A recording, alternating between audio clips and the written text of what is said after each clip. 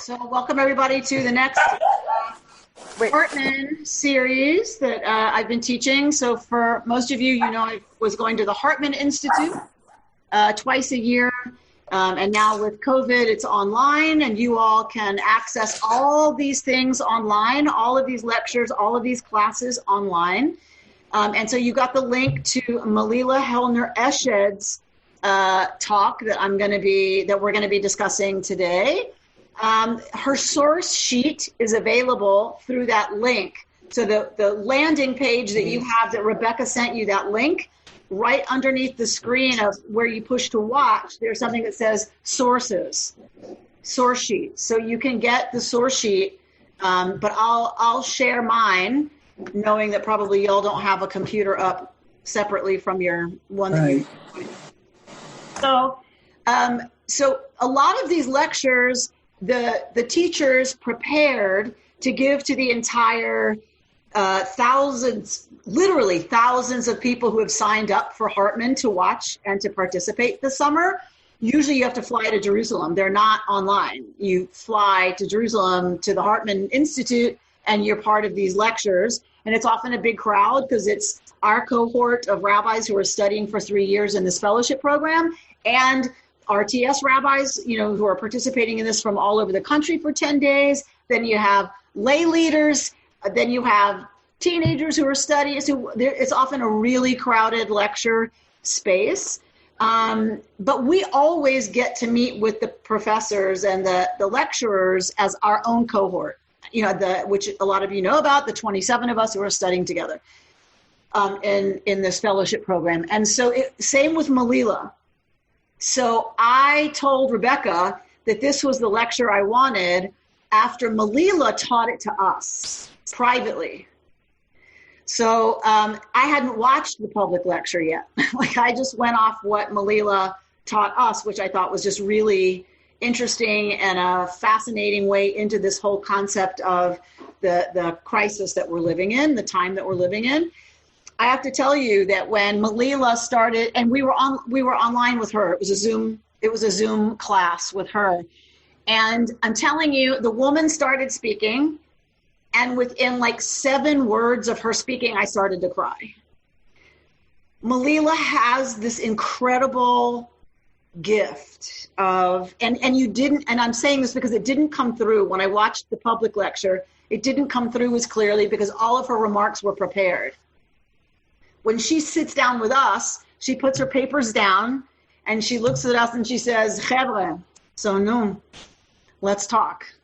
And she just started teaching. And I mean, I get goosebumps thinking about it. She has this incredibly beautiful soul, this beautiful spirit. I could listen to her speak English and Hebrew all day long, but particularly in Hebrew. She has one of the most beautiful accents I've ever heard. So she, and several times during her shiur with us, her lesson with us, she started to tear up and started to cry. So it's that level of vulnerability and receptivity to us and to what's happening and to our interaction. It's just a really beautiful part of learning with Melila. If you ever get the opportunity to learn with her in the future, I just can't.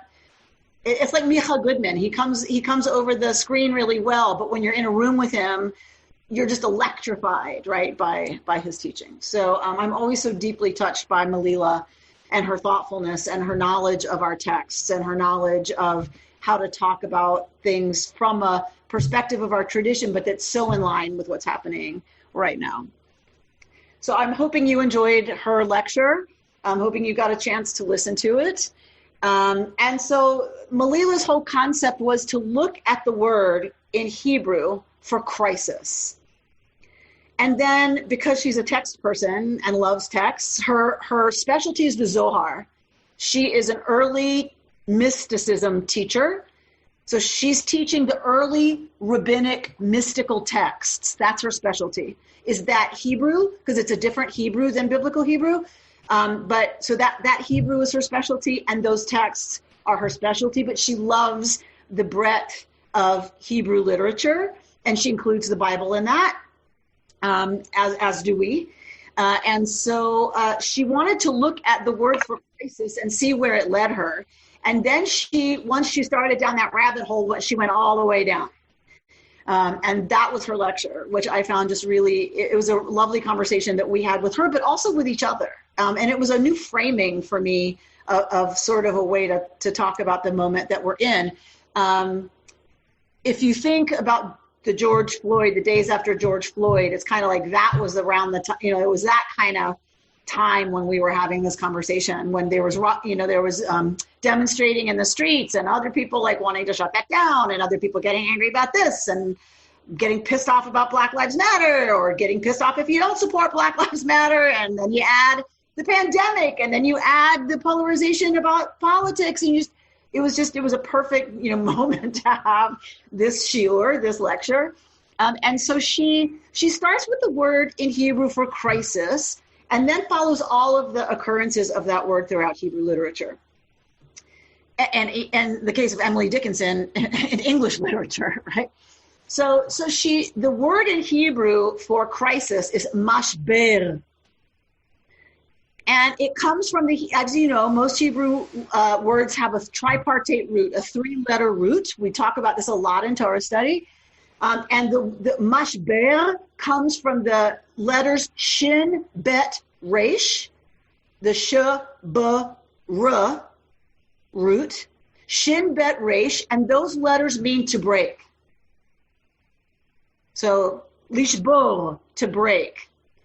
There's an intensified form of those 3 letters in the PL form, and a lot of people argue that PL, that whole binyan, that whole, when you conjugate a verb, the kind of verb it is how you conjugate it, right? So you take the word shavar, broke, and then you can intensify it so that it comes to mean shatter. So it's the same 3 letters, except you pronounce them differently. You vocalize them differently, but it means an intensified form of breakage, which is, in English, we would say shattering. So she looks at the word mashber, and it comes from shatter, but it's not a verb, right? It's kind of the state of shatterage. Right? So it's not the shattering, it's the shatterage, right? Which for us would be the word something like crisis. So she takes that word and then she's going to follow it so that we see this word crisis from a very old Jewish perspective. And so she talked a little bit about, which kinds of crises are we in? We've named some of them, between racial injustice, between the political polarization, the environment. We're all aware of environmental crisis. We're aware of a public health crisis that we're in right now.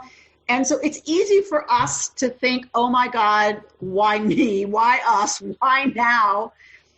And I loved her perspective when she said that crisis is part of being human, and that we're actually wired to deal with crisis. That our whole wiring, and I'm sure the shrinks in the room would agree, that we are designed in large part. We've evolved into creatures who handle crisis, right? And when we handle it decently, then we build resilience.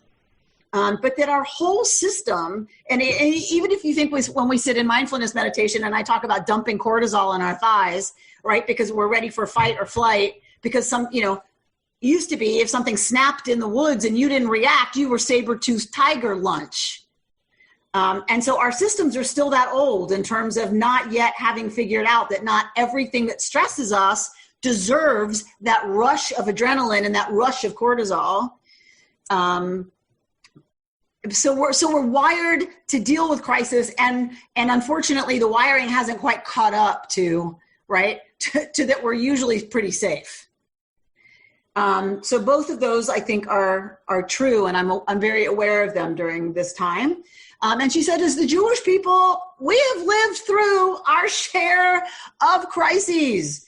That we as a people are in some ways really defined by crisis, and then what comes out of that? What do we do with that? You heard Tirza Firestone talk about DNA and genetic passing on of PTSD. As you know, I'm 100% not Jewish by birth. So it's not in my DNA from that. It's probably from something else. But that whole concept of we've been formed, and certainly culturally and spiritually, I've been formed by Jewish history, and that we are a people who has lived through crisis after crisis after crisis, and we have become a very resilient people as a result of that. So she's not looking at crisis just as something bad; it's something real. And then kind of what our sources say about that. So she begins with Emily Dickinson, and she says, there is strength in proving that it can be borne, although a tear. What are the sinews of such cordage for, except to bear? The ship might be of satin, had it not to fight. To walk on seas requires cedar feet. So, yeah, a ship made of satin is lovely, unless it needs to sail on rough water, and that requires cedar feet.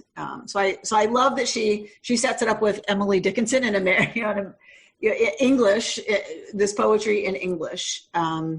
And then she goes to one of the first places that we see this word mashber. So I will share my screen as we go to the sources. So we're going to go to Isaiah, where she sees this word, v'hashever. If you can see that word in Hebrew, it's in bold, same in English, right?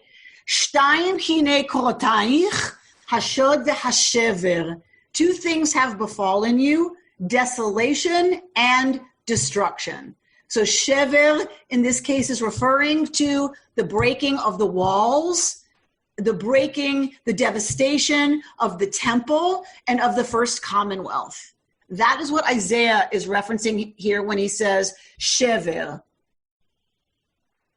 Then we see Isaiah again say, violence shall no more be heard in your land, desolation nor destruction. Again, that word vashever, that there shouldn't be any more shever, is this destruction, a physical destruction of the walls and of the temple. So she talks about it as the first usage of this word in Tanakh, and we're going to see it in a minute with Exodus, is something that was whole that now is broken.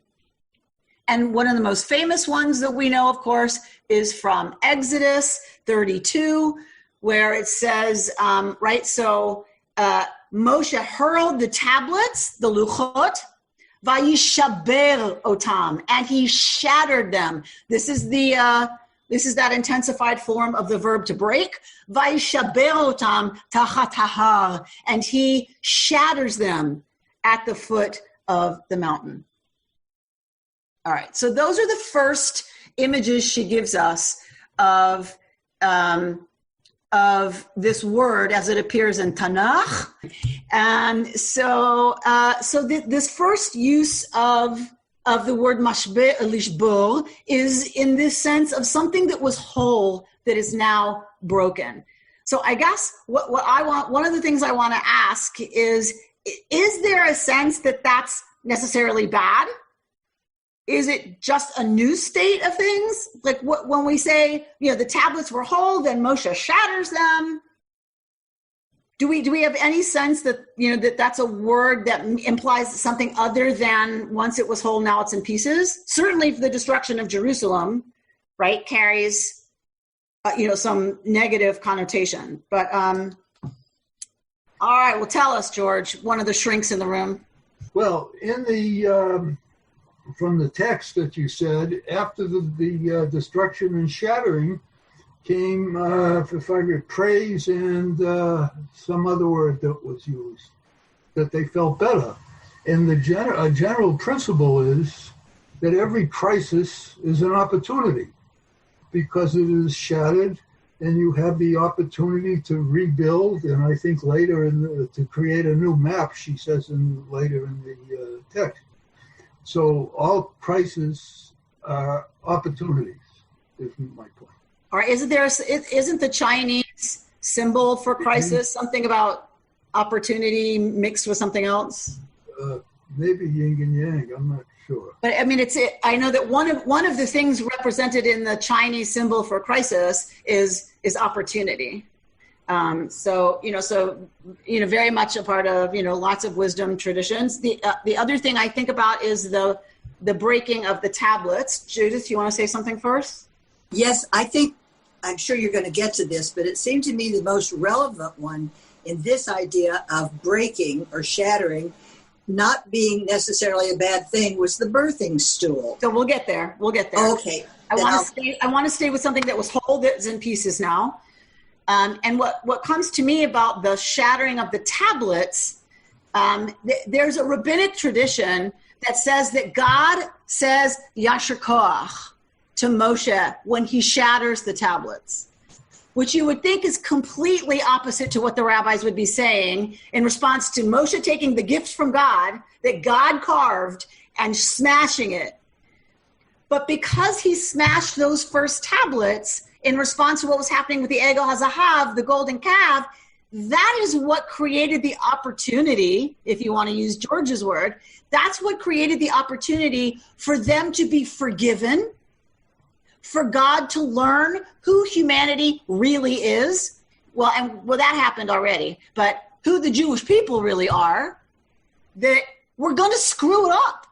And we're going to screw up pretty badly.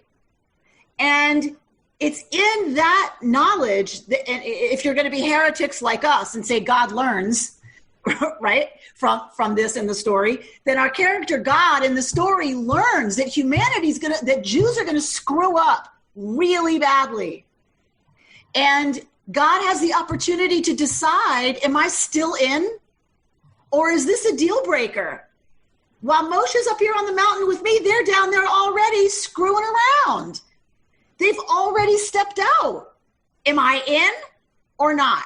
And what is God's answer? Of course, we're going to hear it at Yom Kippur. Salachti kidvarecha. I have forgiven you. Because Moshe pleads for forgiveness for the people. God forgives the people and then says to Moshe, you carve the next set of tablets. I'm not giving you another one. You go buy the next wedding band and bring it up here to the mountain. And then, of course, that is the set that Moshe brings down the second time. That is the set that represents the covenant that is still in place today. Yes? That's the symbol of the covenant that has lasted 3,000 years. It's not the first one when everybody was naive and hopeful. It's the second set. That breakage, that shatter allows for everybody to learn something that's going to contribute to the relationship being 3,000 years long. So for me, that's a perfect representation of what George was saying in terms of opportunity. All right, so now let's go to the next way she's going to show that this word is used, which was incredibly powerful. You're getting a preview of my Rosh Hashanah sermon. You all can think about how it's going to show up.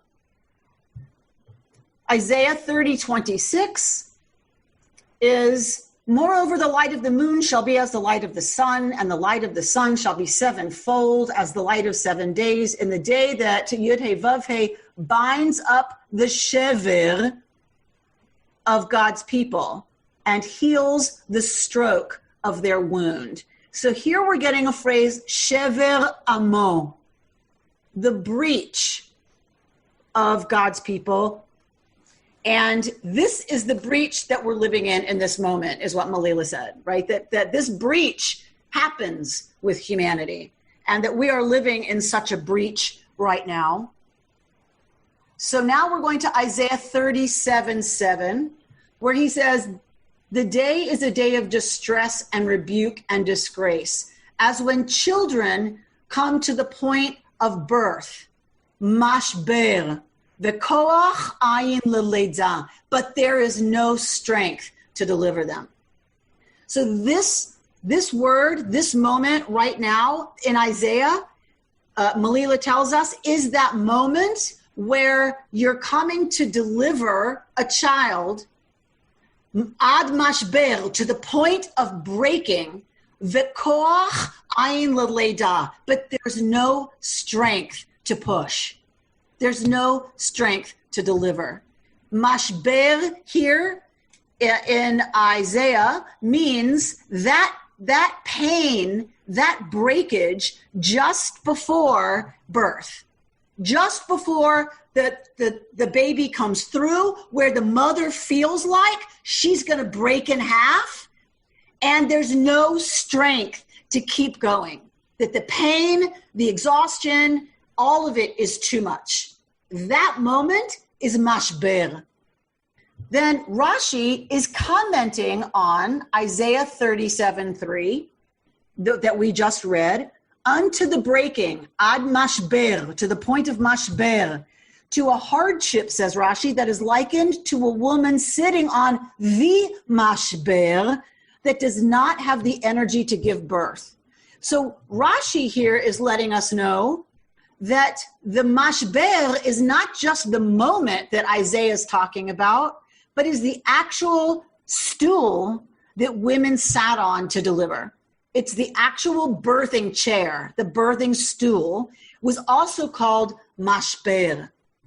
So this idea that breakage, that sense of shattering, being taken then into the physical body of a human being, like, is this moment right before birth. And Melila talks about this as the birthing stool, and this moment that Isaiah references on the birthing stool, that this image is the most dangerous and the most painful moment of giving birth. It is the potent moment between death and the possibility of life. And that the pain feels overwhelming. The pain feels unbearable, and is what has to happen, unless you're like me and have a planned C-section, is what has to happen before there can be new life. But it's a perilous moment. It's a dangerous moment. And for many people, it doesn't end in life. For many people, it ends in a stillbirth, or it ends in the death of the mother. And certainly when Isaiah would have been writing, it would have been true that that was happening just as often as this resulting in birth and in someone becoming a mother. And so it really, really was, and in many countries still is, if you don't have the kind of health care and access to that we do, that moment is a moment between life and death.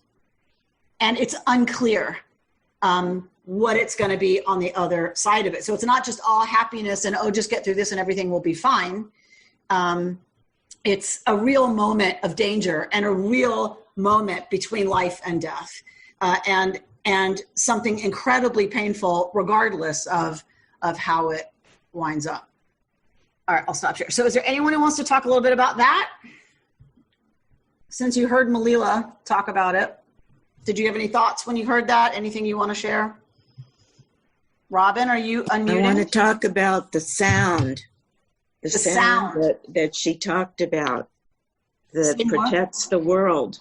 Those cries from the women giving birth throughout time between death and life, and the crying out. That's all of us.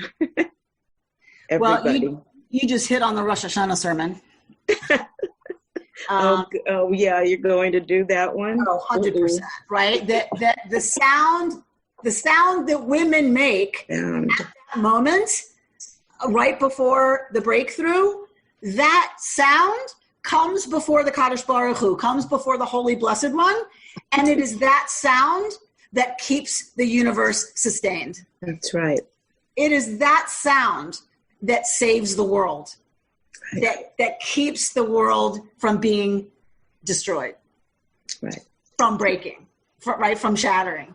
Right. It's the sound of a woman voluntarily, most of the time, hopefully, experiencing that in order to bring forth new life. The agony, the absolute sheer agony of that, the danger of that, the selflessness of that is what keeps, the sound of the pain of that is what keeps the world going. I think it is one of the most beautiful pieces of Torah I've ever learned. Because what it says is we have the capacity to suffer incredibly when there's meaning to that suffering. That the pain, the sound of that cry is so powerful that even the Kadosh Baruch Hu, even the Holy Blessed One has no choice, right? But to sustain the world in response to that cry. It is the willingness of us to suffer and to put ourselves at risk. And now I'm not talking about literal birth, just in general, the willingness and the agony that we're willing to put ourselves through for someone else, and which is an active kind of empathy, right? When you're ready to take on real pain for somebody else, and or because you're willing to go through it because there's meaning in it. That sound of the willingness to keep pushing is, I think that is an incredible teaching about what we human beings are capable of, and that is holy, holy stuff. Willingness, right, to hold pain, the willingness to sacrifice our own safety, to sacrifice the assurance of our own well-being for somebody else, for something else, for a cause, for the future, for what isn't here yet. But Robin, say more from your perspective. Well, I'm just saying it creates a world for this new life to come into, and that's what makes it worth all the suffering. So you create something new from something that causes suffering, which is exactly what's going on right now. Everything's broken. You know, we could say everything's broken and we need to fix it. And we'll figure out a way, just like when the baby comes. Yeah. Right? And and the sound of our agony right now, right? The willingness to keep caring enough to feel the pain, that agony is what sustains, the sound of that agony is what sustains the world. That comes before the Holy One and sustains the world. I think there's something, I'm not sure what my sermon is yet, but it's in there somewhere, right? Is that if our agony has meaning, it has to have meaning. Meaning. Right? And it has to have something that's going to come out of it, or it's just pain. Then it's just masochism.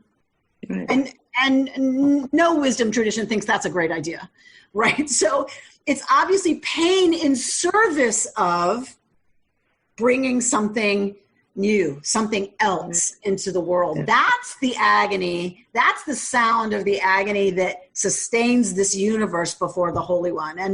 And there's something really, I want to say it almost redemptive about that, right? That, that if our agony has something that comes at the other end of it, then it's holy. That's a holy sound. Mm-hmm. And shofar will have a different sound for me this year, I think. Right. Shofar for me is not just anymore the crying that we're supposed to hear it as every year about sorrow over how we have failed our own standards or the standards other people had for us that they're supposed to have for us, like that we'll be honest and kind and, whatever. The shofar is always supposed to be about our sadness at that. But right this year, I got to tell you, the shofar, which is also the sound of alarm, right? When you wanted to call the Israelites together to go to war, you blew the shofar. Or if there was an emergency, you blew the shofar to get everybody's attention.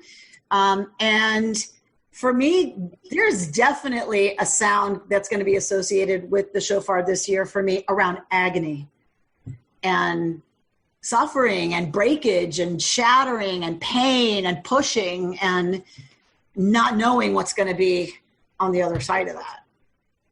Really that moment of feeling like you're not sure. You hope it's going to be okay, but we have no guarantees, which is the only thing, I guess, really that keeps us activated and moving forward is that there's no guarantee. If we don't vote, guess what?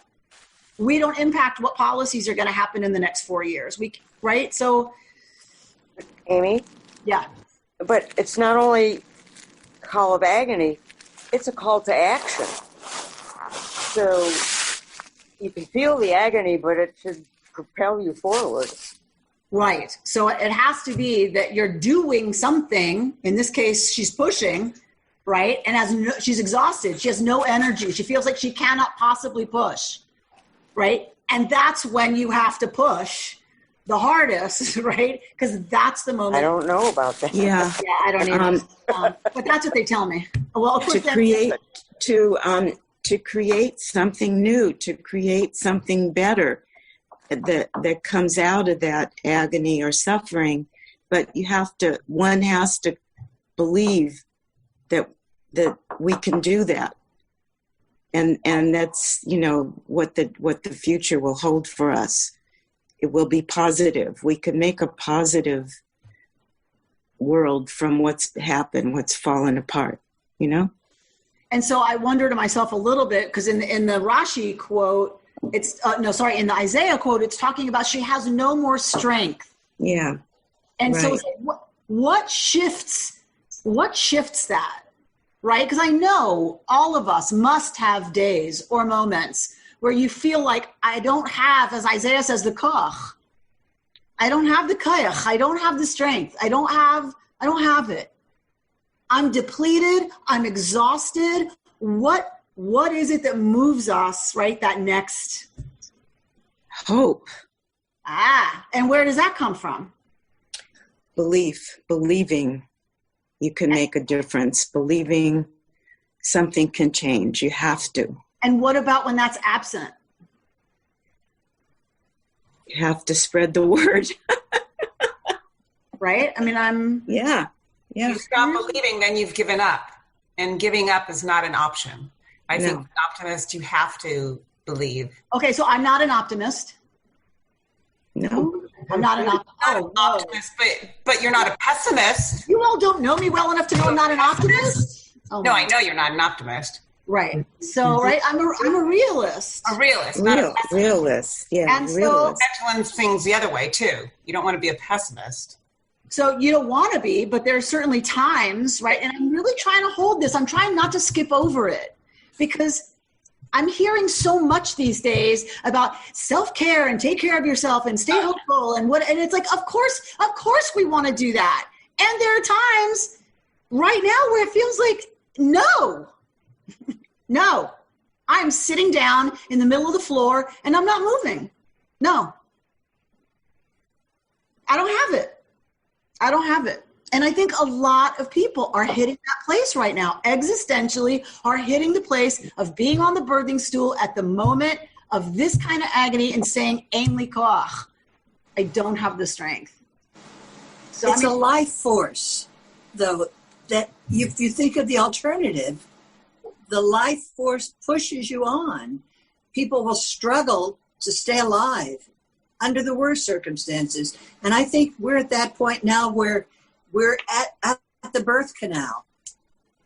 And the life we either choose to stay alive or we don't. Well, that's right.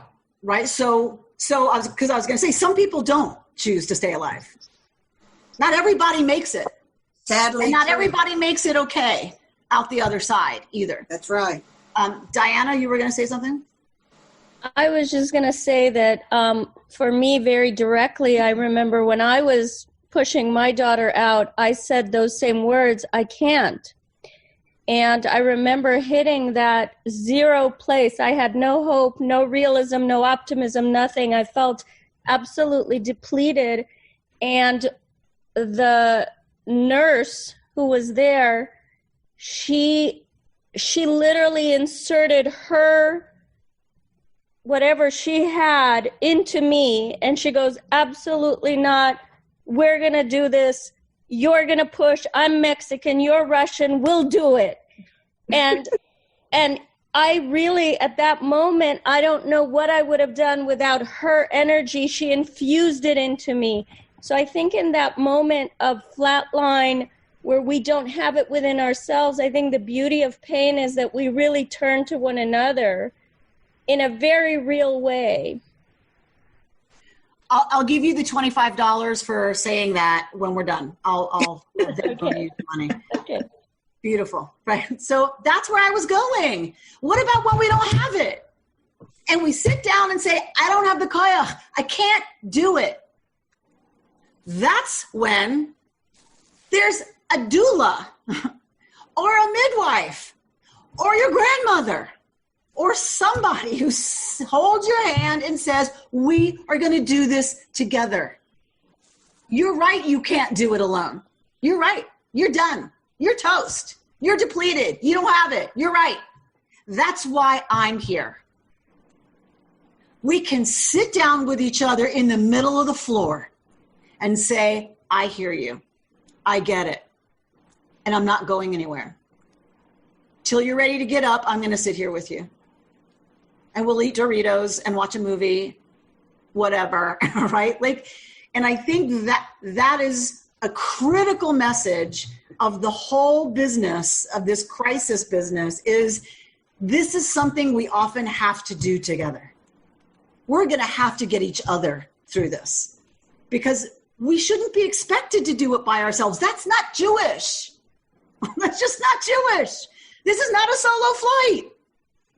We do everything in community. We do everything together because that's the only way you're going to make it through the really hard stuff. And it's the only way to magnify the really good stuff. What if you give birth in a field and you have this baby? It's a lot more fun when there's a lot of people passing that baby around and oohing and eyeing, right? Your joy is magnified when that baby is welcomed into a community. And it takes that community to get you sometimes over that last or the next hurdle, the next moment of saying, Ein li koach. I don't have the strength. I don't have the power. And I think it's one of the most important teachings about resilience that Judaism brings to us is there's no shame in saying I can't do it by myself. There's no shame in that as Jews.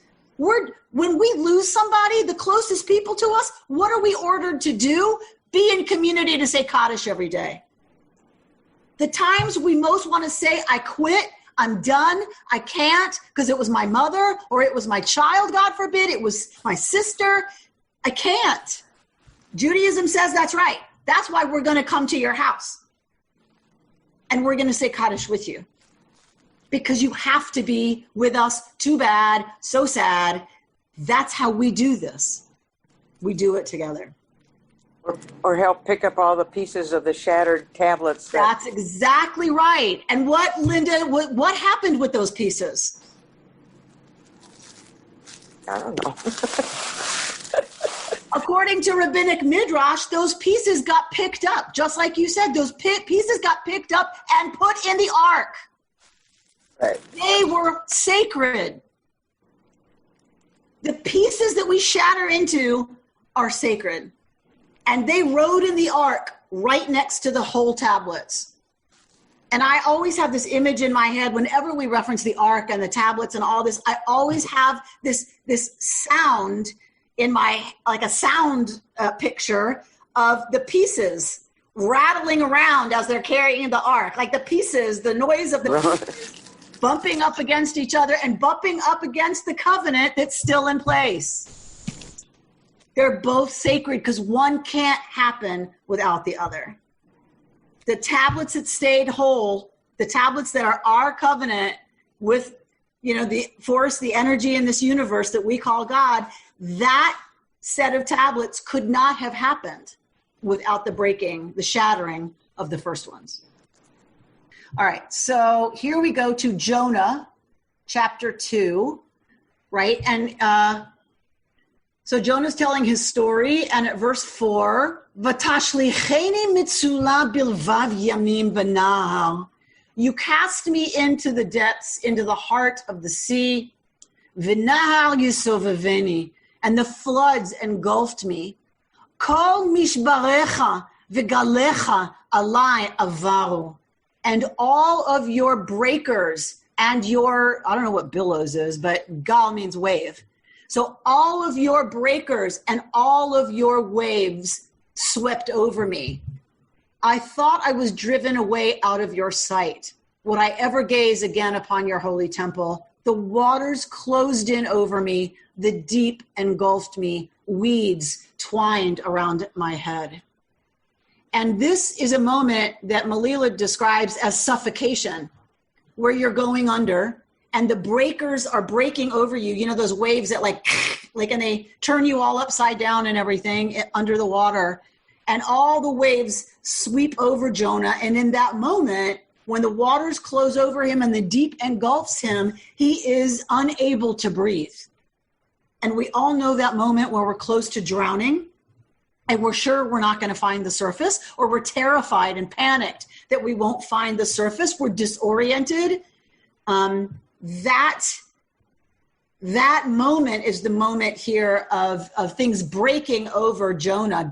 But they're God's breakers, right? So God's breakers break over Jonah's head. He cannot breathe.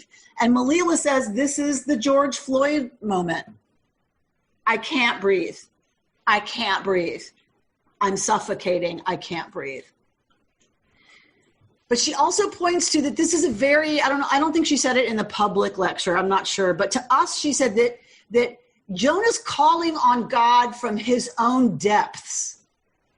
And he's calling to God from God's depths, where God threw him into the deep.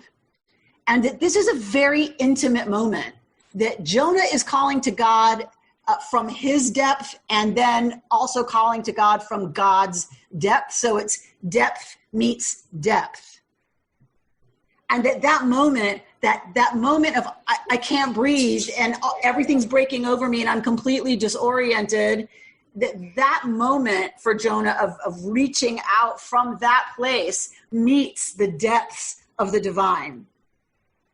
So that our deepest place of disorientation and suffocation, and I can't breathe, I can't do it, I don't know what I'm doing, I don't know how I'm going to get back to the top. Calling out in that moment is matching the depths of the universe, if you will. If we like some of us call God universe, right, then it's this intimacy from my depths in response to God's depths. But this idea of the breakers being that moment where water that is a really strong wave breaks and has all of this power behind it, right? It pulverizes rock into sand, right? That's how sand happens over and over and over. The rocks are pounded by these breakers that in the next 10 minutes could just be calm water again, right? So that's another image she brings of Shever. And then she shifts into, interestingly, that Shever also in the Jacob-Joseph narratives. Oh, sorry, wait. First she does Psalms, right? Text 9. Tehom el tehom koreh. Here it is. Here's it spelled out in the Psalm. Where deep calls to deep. In the roar of your cataracts, all your breakers and waves have swept over me. Tehom el tehom, deep calls to deep. Just really, really, really beautiful Hebrew. All right.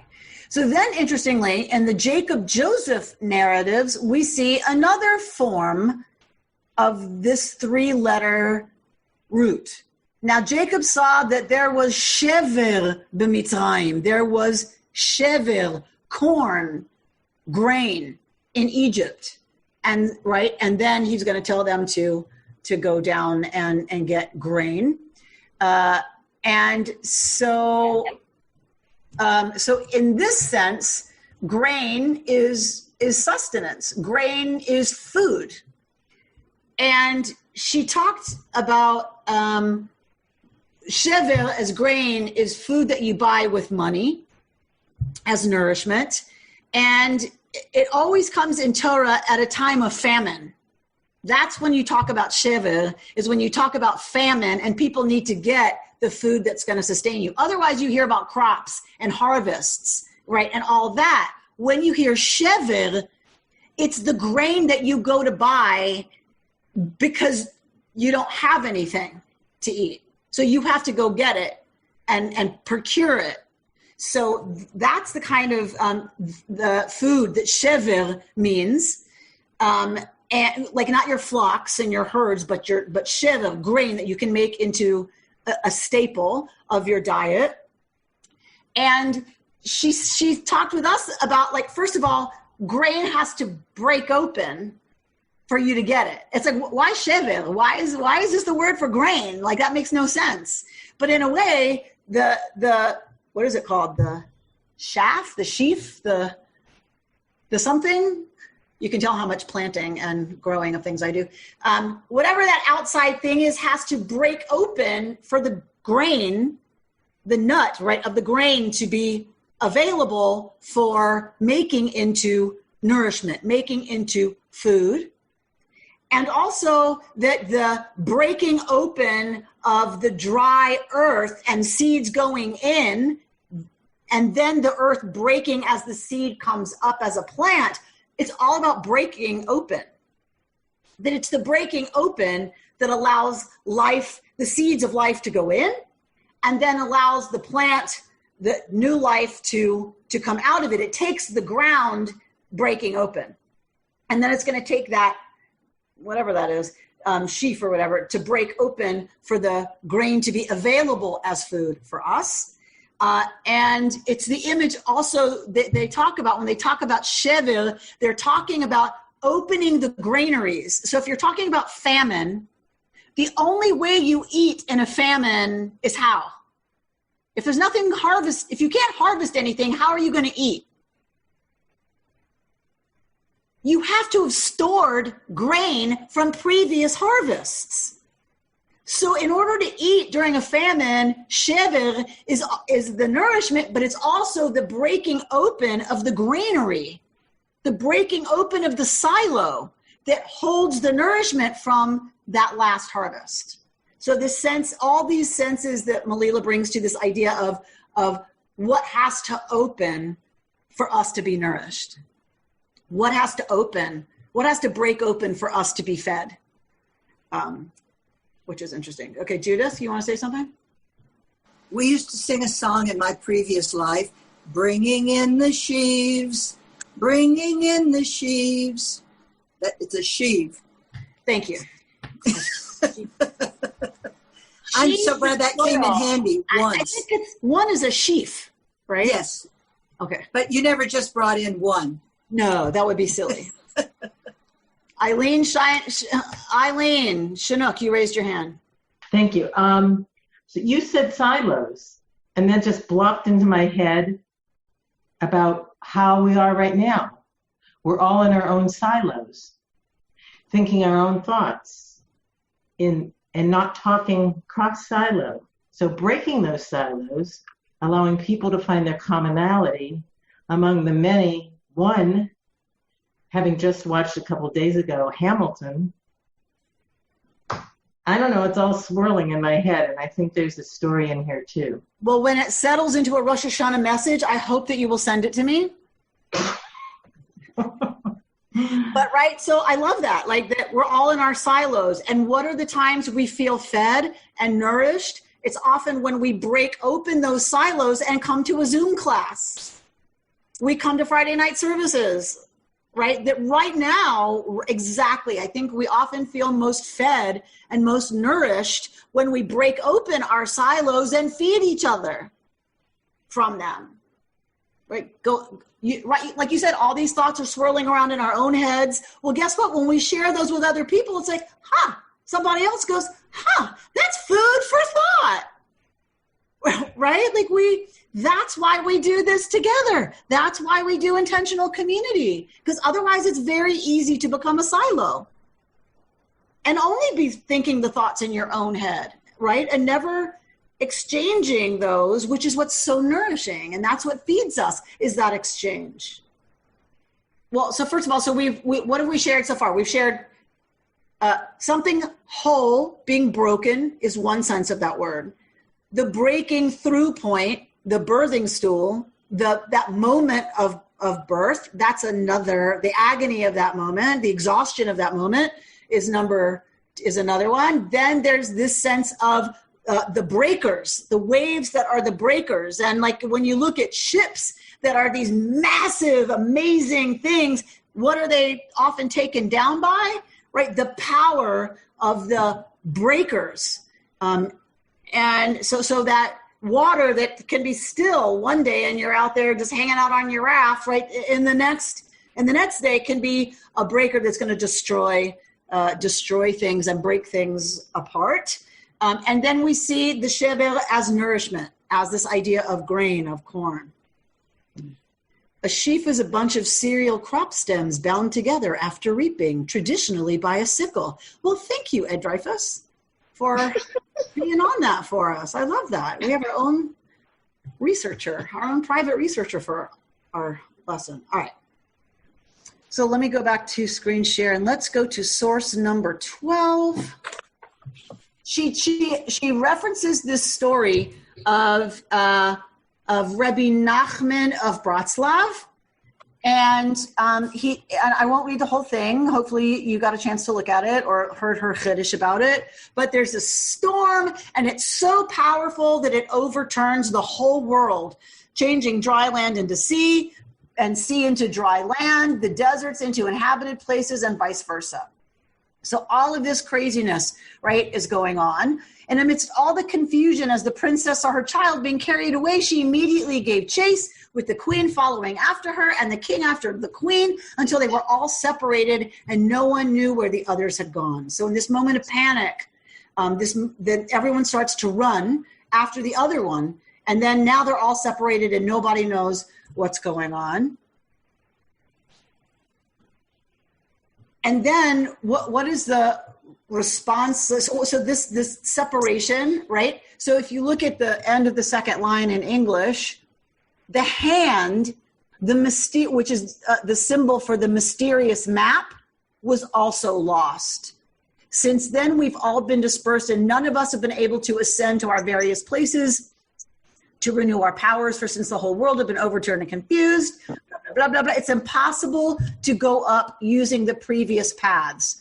Now, we would have to go up using new paths according to the rearranging of the world. This amazing story by Nachman of Bratslav.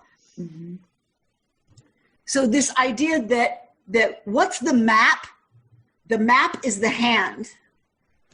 And all the lines on the hand are the routes that one can take.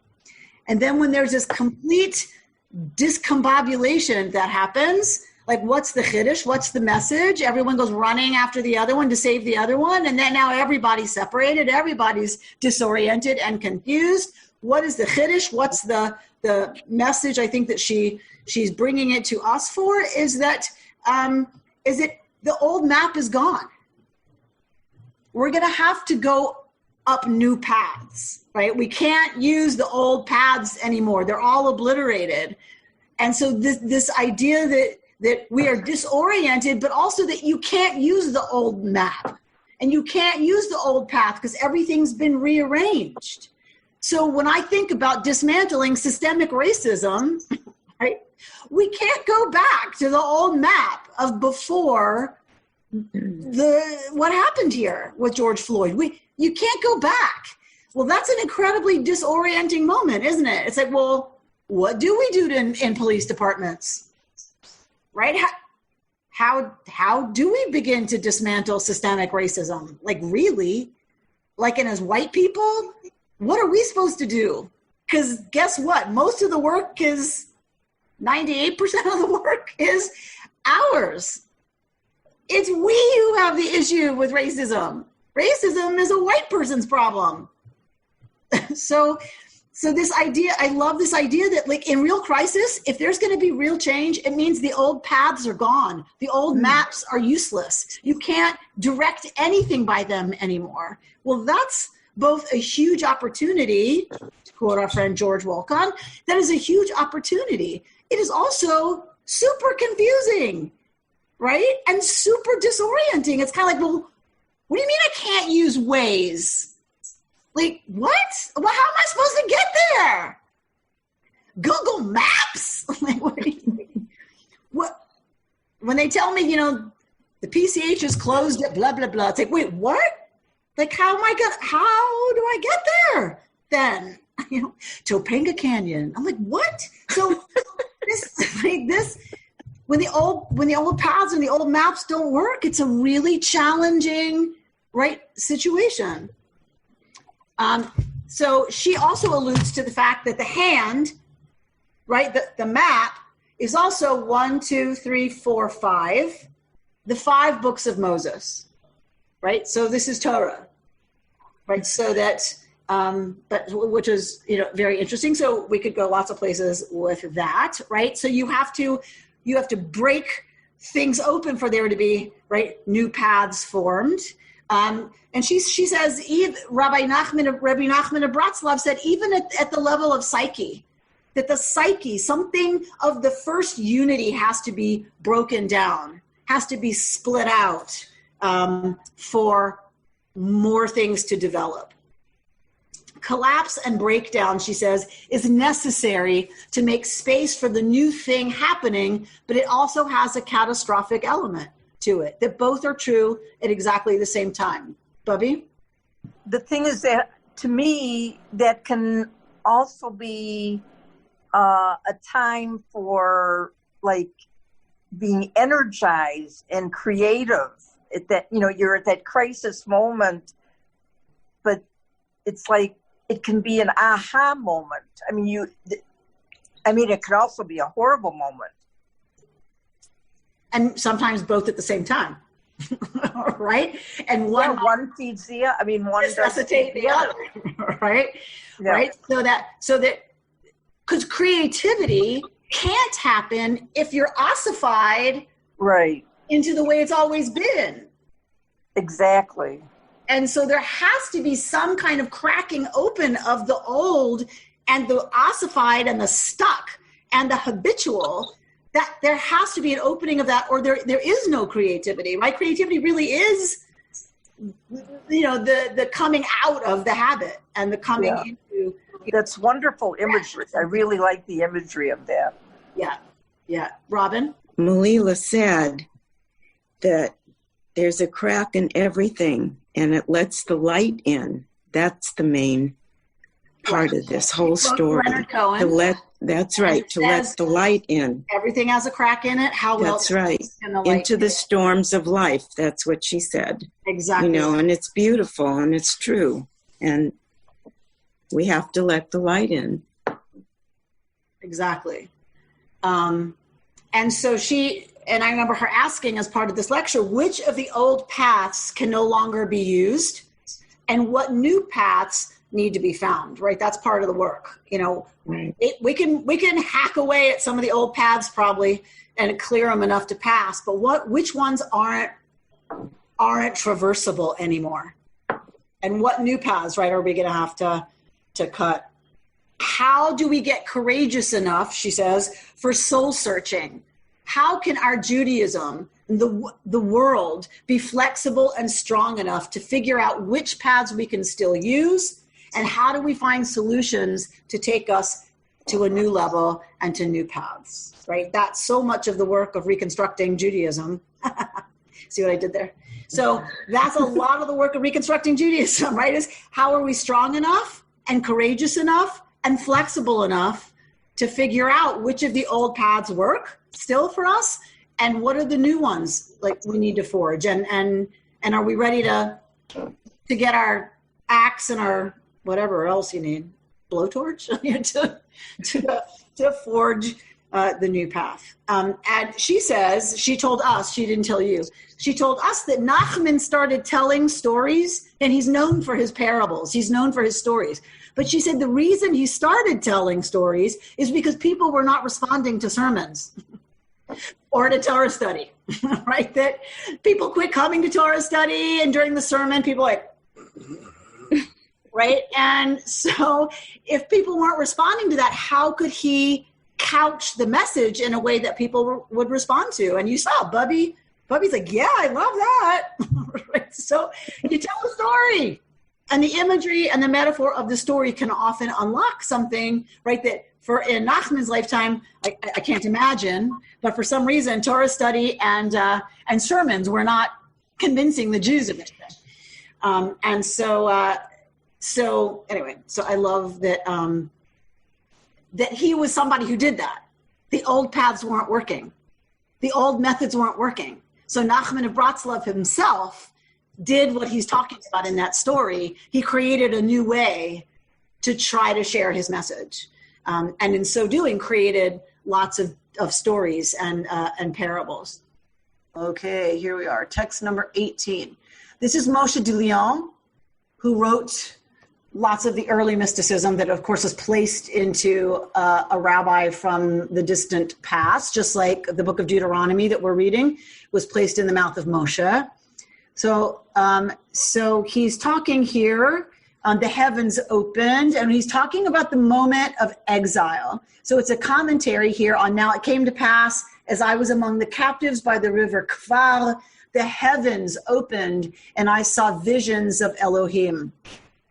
So the worst thing that could have happened in the ancient world to the ancient Israelites was, of course, the destruction and the devastation of Jerusalem and of the temple, and then the exiling of the people, right? That was just tragic if you lived through it.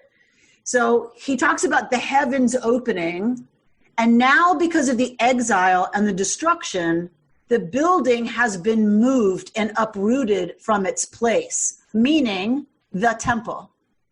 And that which was in a special union, bound in a strong bond in the mystery of Shamayim, opened, and all the building and the bond was uprooted from its place. And for this reason, that which was concealed was now seen, for there was nothing to protect it.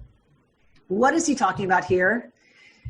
So then he says, I saw visions of Elohim like a man who looks in a mirror which shows the whole form, and that which was covered like a fruitful vine in the recesses of her house. Whenever you hear her here, who are we talking about? If the house is the temple, who is her? It is, of course, the Shekhinah, the feminine indwellingness of God. This is the feminine aspect of the divine.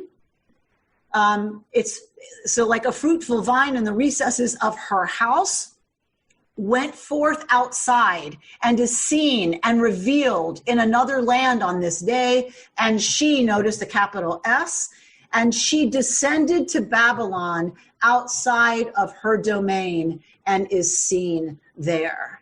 So I know you're asking me, what the heck? Rabbi Amy, what the heck? Okay. So Melila talks about the fact that the mythology for the temple was that, of course, those of you who study Torah with me, this is nothing new. The Shekhinah, God's presence, comes down and dwells in the Holy of Holies, right?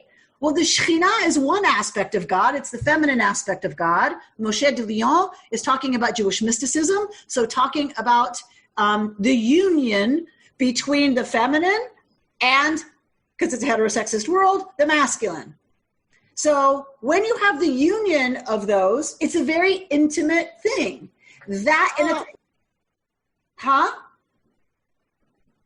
it's a loving relationship.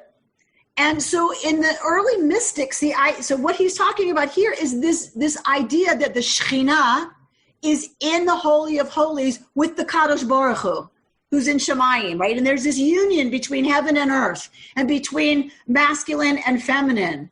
And that union, that intimacy is private and is in the temple. What happens with the devastation and destruction of Jerusalem and of the temple? It's opened.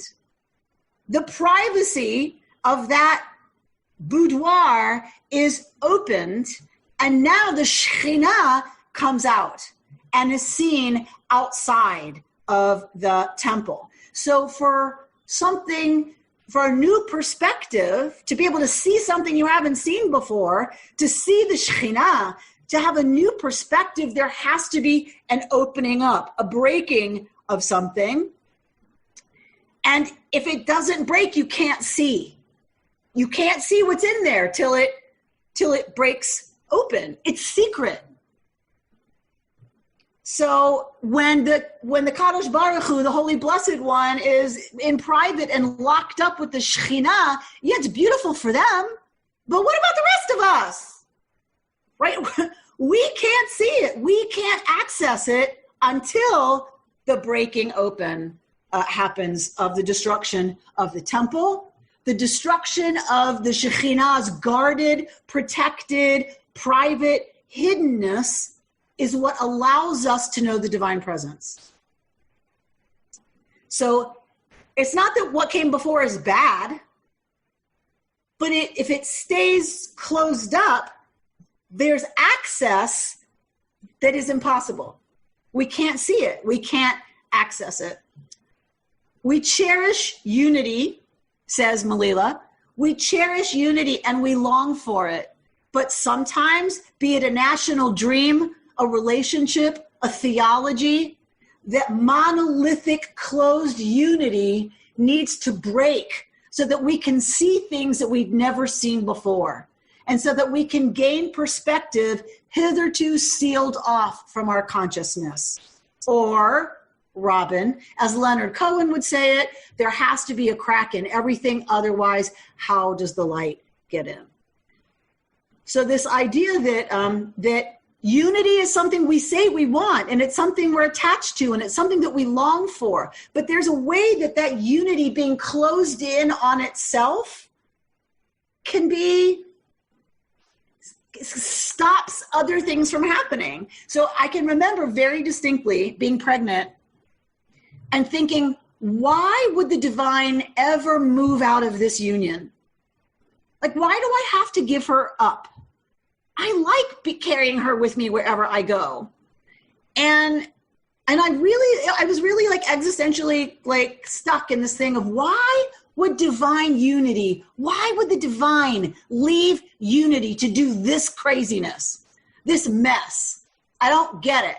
And then that baby was in the 9th month of growth and thought I was some kind of a Barca lounger and like would just stretch and lay herself out.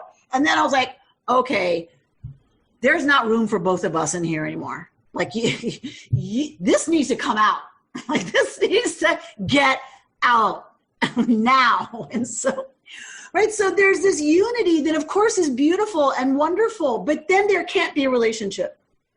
And then it was very clear to me when they handed me to her. First I went, are you sure that came out of me? Are you sure that's mine? These black eyes and black hair, right? I was just like, you're positive? Peg said, I saw them pull her out. So they handed her to me. So after my initial, like, this can't be her. There was this moment, right? Of course she had to be on this side of my belly. Otherwise I can't love her in actuality. I can only love her in potentia, right? Like you can't have a real relationship with something when there's only unity. There has to be separation. There has to be division. There has to be something coming out of that unity or there's no relationship. And Melila is this beautiful image of the Shekhinah and the Kadosh Baruch Hu, the unity of the divine locked in the Holy of Holies. Yes, that's a beautiful thing. But then we don't have access to it. We don't see it. Only the priests did. And that's not how Judaism was going to survive. Judaism survived because that all got obliterated, and now the Shekhinah is hanging out with us. Now, see that room behind my head? Now that's where she is. And she's in every room like that. And she's in your backyard when you decide to sit down and get quiet and listen for her. She's accessible now because she's not locked up in unity in the Holy of Holies. I mean, I just love that metaphor and I love that image. Okay. So this is a poem by Sivan Harshefi called Moda Ani, which of course some of you may know is the first prayer that we say in the morning when we get up. I give thanks, right? That we woke up, that we're here again today. On those stones of darkness, on the birthing stool, causing me to bleat with compassion, in Hebrew, bechemla, The contraction is a prayer, rhythmic, quick. I descend to the endpoints of mountains, then ascend. All that was closed opens. All that was open now closes.